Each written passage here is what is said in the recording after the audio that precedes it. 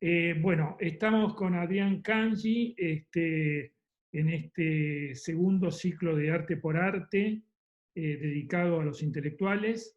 Este, Adrián, bueno, es filósofo con una amplia formación en diversos campos que van desde las artes visuales, la antropología, la arquitectura, etc. Ustedes ya verán su extenso currículum.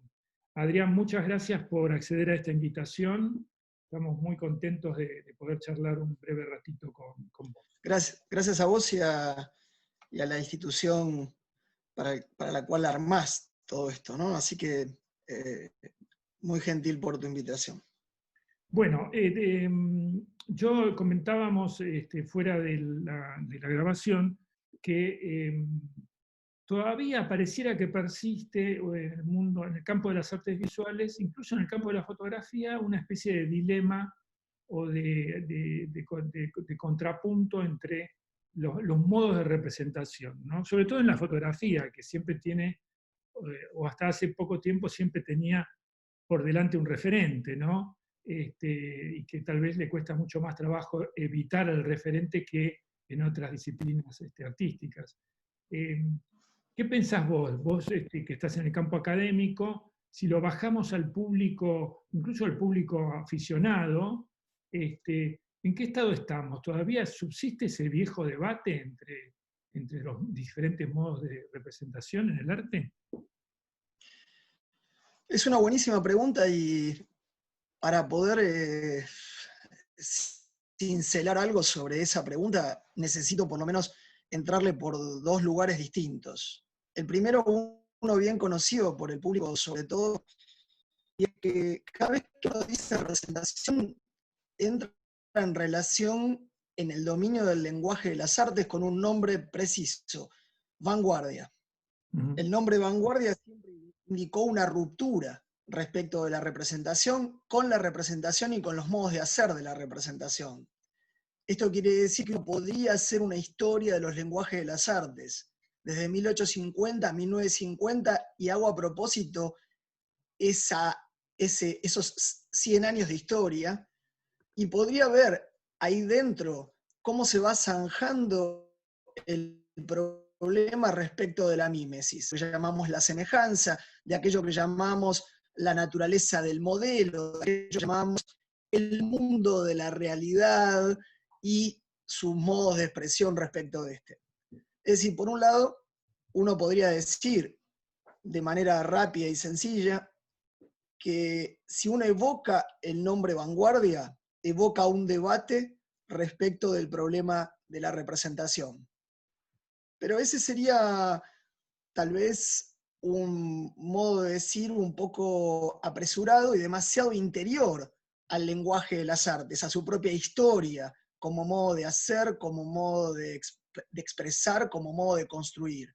Tal vez habría que poner a la representación de cara a una tradición mucho más potente, que es su condición política, y fundamentalmente ponerla de cara a una relación con el modo de hacer de los modos políticos en Occidente. Entonces, cuando uno piensa que la palabra representación se rompe muy fuertemente frente a otra palabra, acontecimiento.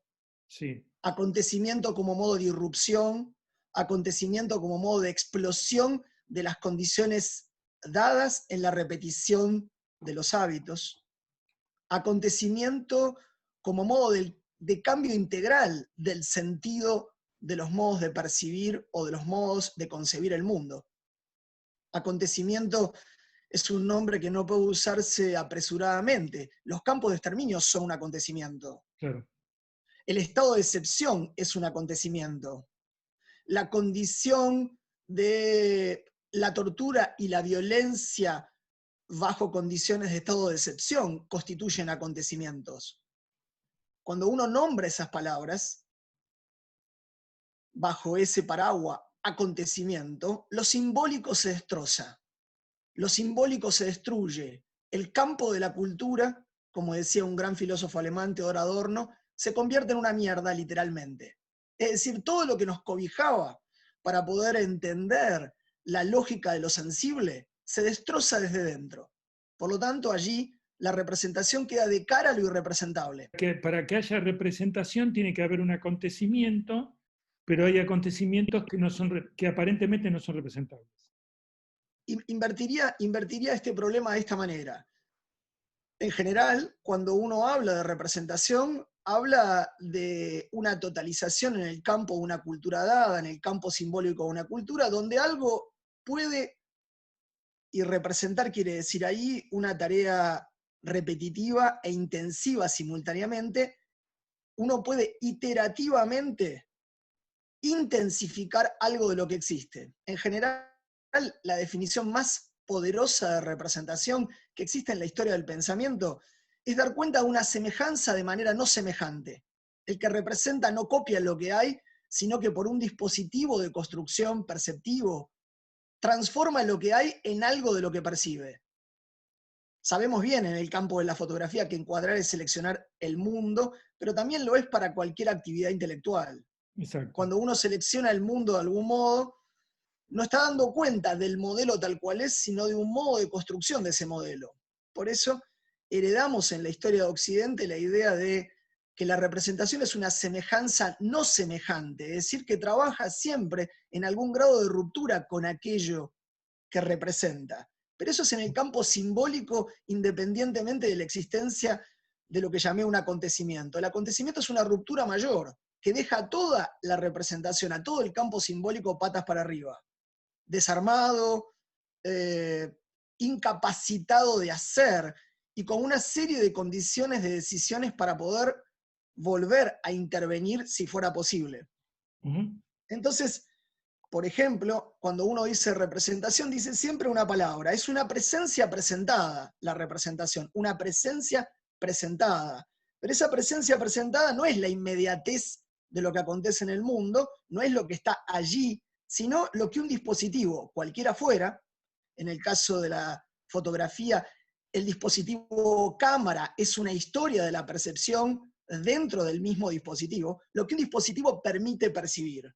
Y lo que la conciencia entre la imagen y la idea de quien construye permite percibir. Ahora bien, ahí estaríamos diciendo que representar de algún modo estaría ligado a una presencia que presenta mediante un dispositivo una mediación con el mundo. Cuando los acontecimientos de ruptura se producen, esa presencia que presenta queda rota, desfondada. Voy a poner un ejemplo inmediato con el que se va a comprender mejor esto. No me quiero ir muy lejos, pero cuando dije la historia de los lenguajes de las artes de 1850 a 1950 marcan un problema de transformación de la representación, dije 1950 porque uno puede entender que toda la historia moderna, todo el proyecto moderno, desde las reflexiones internas de la filosofía de Kant hasta los campos de exterminio, tienen un problema central. ¿Qué hacemos con las fábricas de la muerte en serie?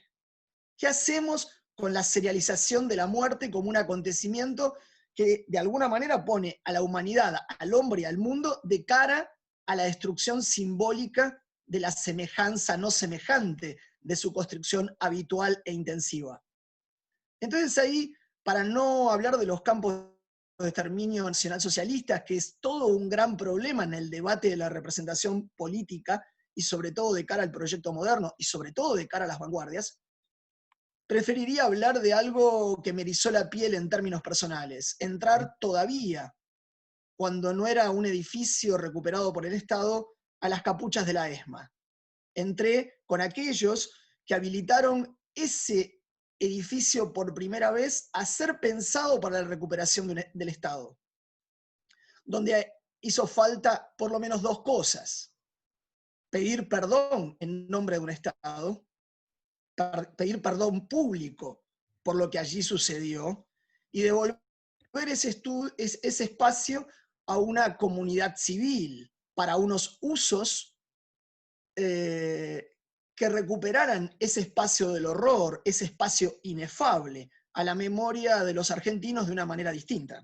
¿Por qué? Ahora, yo ahí te preguntaría, perdón Adrián, yo te preguntaría ahí, lo que hace el Estado en la recuperación de estos espacios y en su modificación para comunicar el pasado o para conservar la memoria. De algún modo no es también una representación que en su mediación termina este, pasteurizando el mensaje que ese horror puede comunicarnos, ¿no? Que lo hace más visible, más digerible, ¿no? Y al Está mismo bueno lo tiempo que, superficial. está bueno lo que preguntás, Daniel. Sobre todo por dos cuestiones, ¿no? Porque cuando uno dice eso, está obligado a poner un ejemplo. Está obligado a problematizar el tema de qué significaría pasteurizar por parte de un Estado esto. Y entonces a mí se me ocurre que conceptualmente hay dos cosas que hay que distinguir. No es lo mismo conmemorar que representar. Conmemorar siempre supone limitarse a hacer señales, a señalizar sitios del espanto. Supone un acto declarativo, puede ser performativo, donde de alguna manera la crisis del horror y del dolor impide la representación misma. Conmemorar es un buen acto público de los estados frente al horror. Pero conmemorar no es volver a representar. Volver a representar es volver a darle al lenguaje de lo simbólico la entidad que tiene para construir memoria viva, para recuperar la memoria de las tradiciones en relación a la posibilidad de volver a hacer allí algo con ese lenguaje. Pongo un ejemplo sencillo y muy potente y contemporáneo en torno al problema de la violencia, del cual utilicé la palabra ESMA, Escuela de Mecánica de la Armada, a Sí, propósito, sí. porque me parece que allí pivota la posibilidad de pensar otros tantos sitios de la ruptura acontecimental de la representación argentina. Por ejemplo, recuerdo una obra de un artista contemporáneo conceptual bien conocido en nuestro medio, me refiero a Roberto Jacobi, quien en la ESMA montó en un momento determinado una intervención llamada 1978 documental sonoro. Esta obra, la pueden googlear, es una obra no visual sino auditiva, suponía entrar a al mismo espacio del horror de la ESMA para escuchar un archivo sonoro recuperado en Holanda de lo que escuchaban los picaneados durante el festejo del Mundial 78 en la calle Libertador a la altura de las Capuchas, a la altura de la Pecera.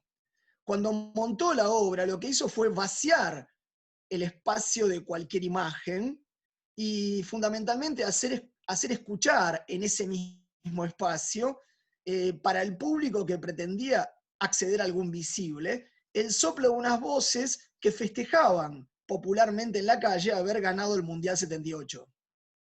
Una intervención de composición como esa, que opera con el sonido de un archivo que hubo que buscarlo a Holanda, porque en los archivos argentinos fueron desaparecidos todos los archivos sonoros de 1978, la intervención sonora en un espacio vacante producía un escalofrío mayor que si ahí hubiera habido imágenes de los torturados. Cuando Claro, Jacobi sí. hace esta obra, lo que fabrica es una supresión de la imagen para hacer escuchar los festejos populares de un momento de triunfo futbolístico frente a lo que el interior de la pecera sería escuchar de lo que sucede fuera en el momento mismo de la tortura. O sea que Doy, logra una representación del horror a través del sonido. logra dar vuelta el problema que uno esperaría en ese espacio, que no es poner más imágenes donde el horror desfondó lo visible, porque nos colocó de cara a lo irrepresentable y de cara a un dolor extremo, de cara, dije hace un ratito, a lo infame. Es decir, donde necesitamos decir algo, pero decirlo de una manera que no repita el modo de decir, sino el de transformar cómo decíamos antes de ese horror. Y ahí el modo en el que este artista conceptual, Jacobi, encuentra para hacer esto, es hacer escuchar desde adentro de la ESMA al espectador lo que en la calle escuchaban los torturados. Es Adrián, decir, el esto festejo popular. sí, me queda muy claro. Esto me lleva a la segunda pregunta que te quería hacer, que está totalmente vinculada con la obra de Jacobi, que es algo que yo te decía fuera de cámara, que es este concepto que yo bueno, un poco lo he estudiado a partir de diferentes metodologías para las exhibiciones de artes visuales. Este concepto acuñado por Guattari y Deleuze, que se llama la máquina de guerra, ¿no?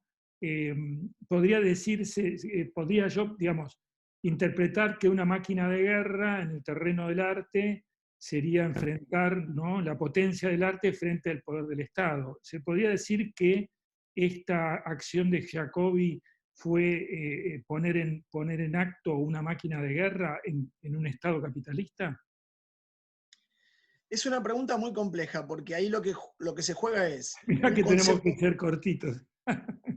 lo que se juega es un concepto filosófico en relación a un modo de acción, llamémosle de producción, de una vanguardia artística, porque Jacobi sigue siendo de Claro, manera transversal una vanguardia artística, que no va al corazón de la mercancía, pero que de alguna manera problematiza su condición de ser interior a la vanguardia.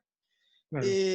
Sobre todo una vanguardia dislocada, una vanguardia provocadora, y sobre todo una vanguardia provocadora de los límites de la producción del Estado. Pero a mí me gusta pensar esta condición, ¿no?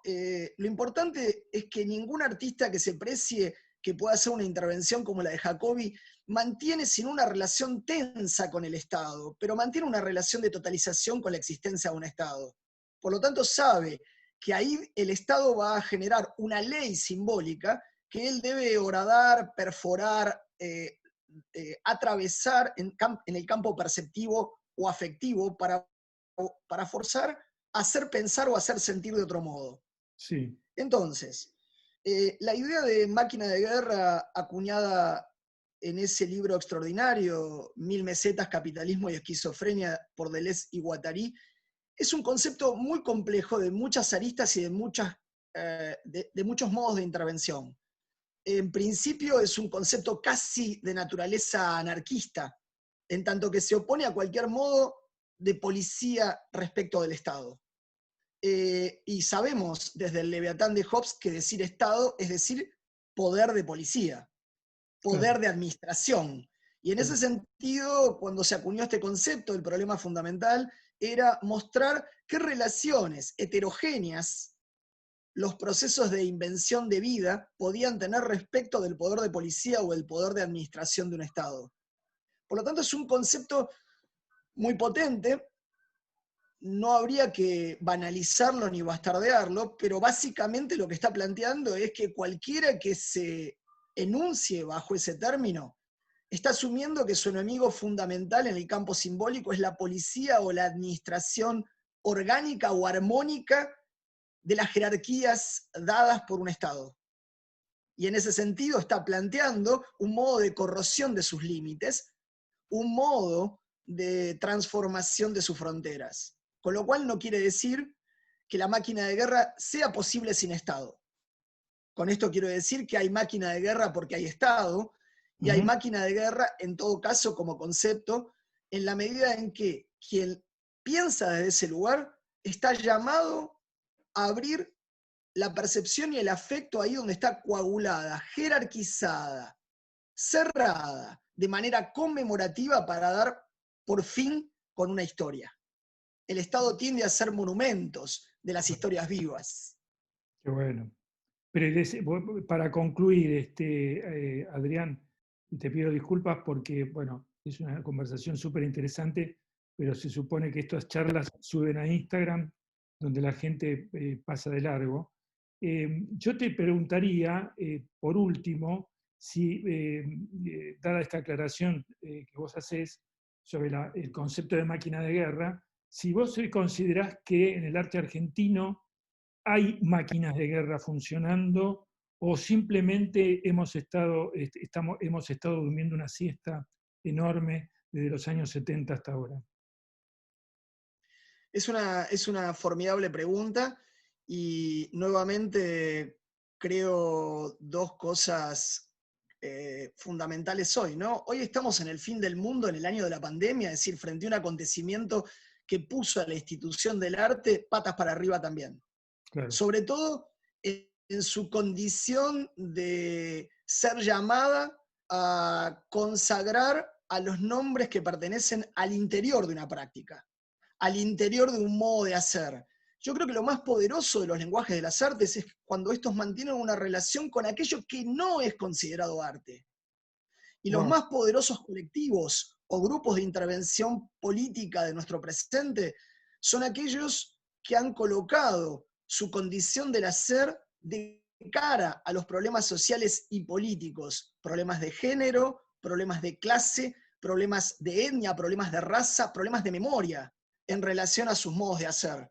Por lo tanto, tengo muchos colectivos para pensar junto con vos esa cuestión, pero a modo de ser sintético, creo que la potencia del lenguaje corrosivo del arte es cuando éste no está consagrado a una interioridad que debe defender, a una institucionalidad que quiere constituir, o al problema de hablar en nombre de esa institución consagrado, de esa institución vuelta mercado para aquellos que pueden acceder. El lenguaje del arte solo puede ser poderoso si tiene un problema con la institución y un problema con el mercado. Si no los tiene, si no plantea su relación con el afuera de la producción de aquello no considerado arte, el lenguaje del arte se muerde la cola.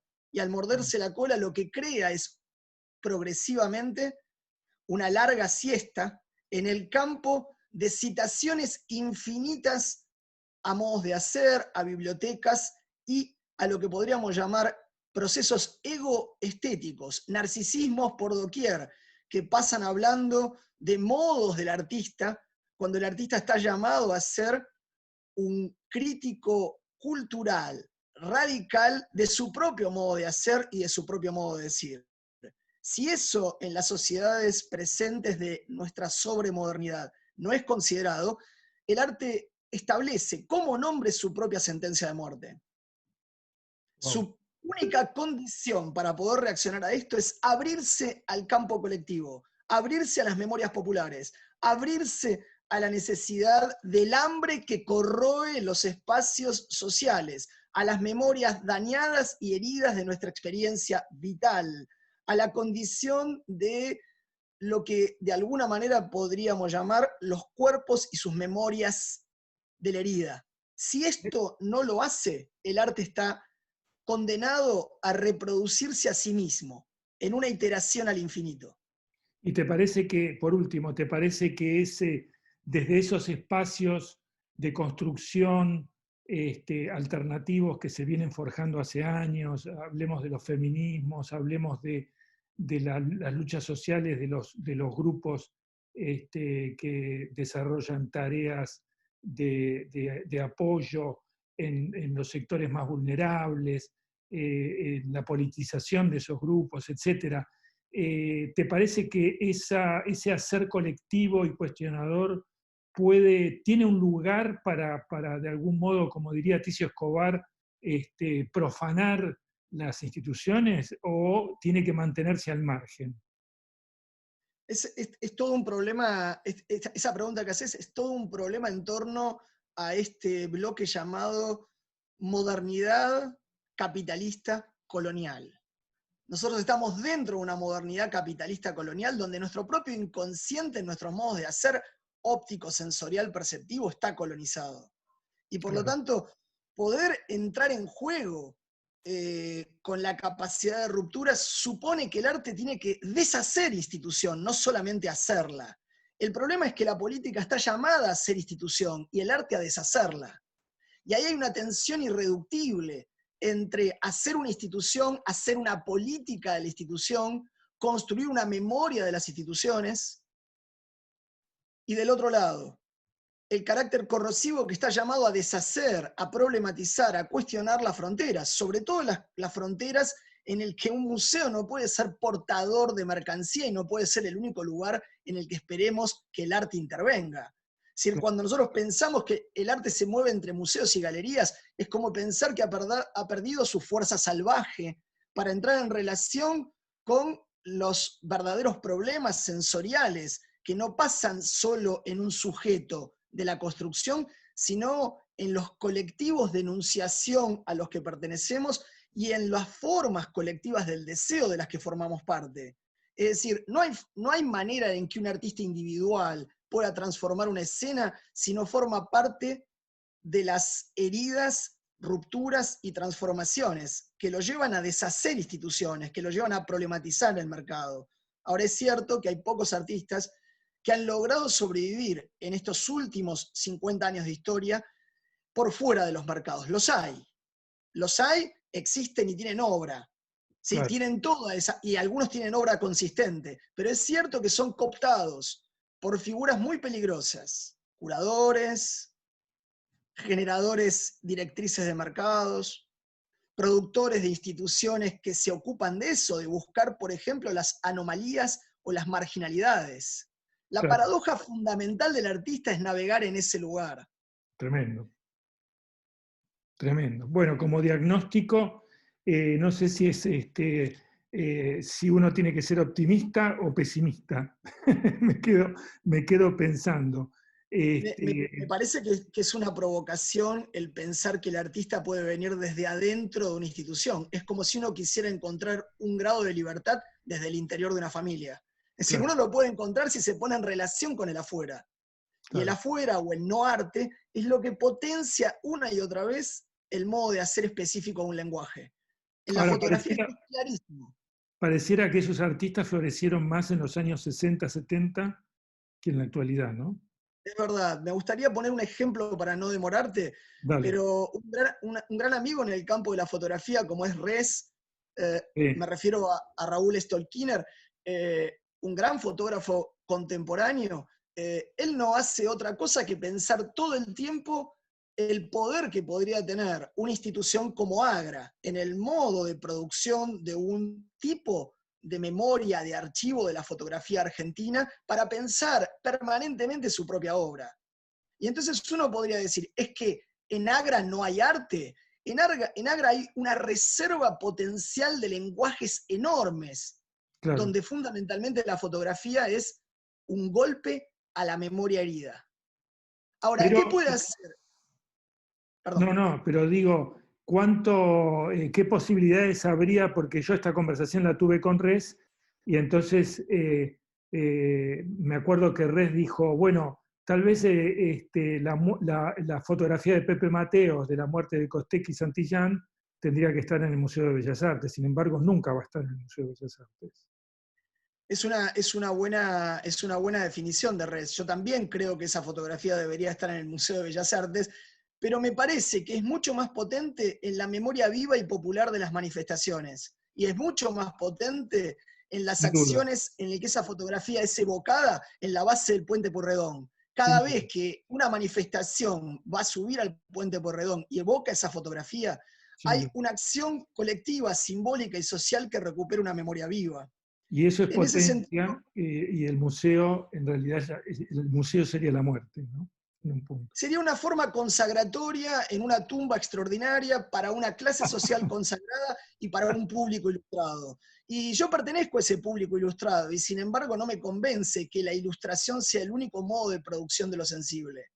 Me Sin parece duda. que la ilustración sea ese modo de producción de lo sensible es una pérdida de la capacidad y potencia corrosiva de los lenguajes de expresión, que siempre nacen de abajo y son de una emergencia popular muy virulenta. Lo que los artistas en general o el medio del arte le pide al arte es que las obras que fabriquen tengan consistencia en sus procesos y procedimientos y que puedan romper, como decía al principio, con el modo mimético de reproducción de algo que ya habíamos visto. Pero ese no es el único modo de producción de un lenguaje. Hay otros.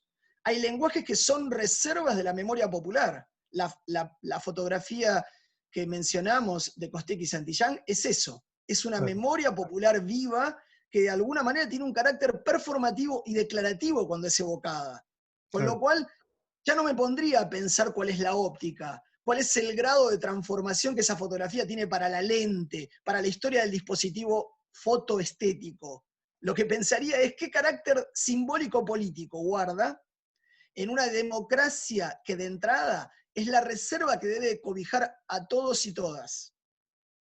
Y en ese lugar entonces me gustaría pensar que las vanguardias muchas veces han sido antidemocráticas, porque han pensado los que están adelante, los que están a favor, los que están siempre en el dominio de una escena simbólica ilustrada para indicar cómo los demás deberían percibir. Yo creería que evidentemente cuando una fotografía de un fotógrafo, como cuando una música popular se vuelve una cancioncilla en una cancha de fútbol, o la acción visual en una manifestación, el arte sigue vivo todavía. Y no Claro. sigue vivo porque haya transformado esa pieza, se haya convertido en obra inolvidable, sino porque ha corroído la frontera de la institucionalidad que el arte pretende para todo objeto. Genial. Pensaría por allí. Adrián, te agradezco muchísimo. Bueno, por supuesto esta charla daría para muchísimo más, pero bueno, me parece que has sido extremadamente claro sobre estos temas.